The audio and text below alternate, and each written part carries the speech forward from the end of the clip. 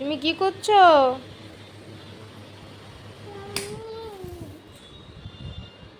তুমি কি করছো? আয়রন করছো? তুমি কি আয়রন করছো? বিছানা চাদর? তুমি আয়রন করতে কার কাছে শিখেছো? হুম, কাকে দেখেছো আয়রন করতে? এভাবে আয়রন করতে তুমি কাকে দেখে শিখেছো?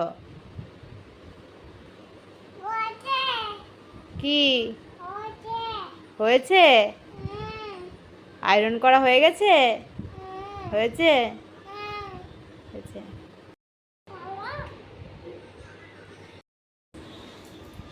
তুই কি করবি?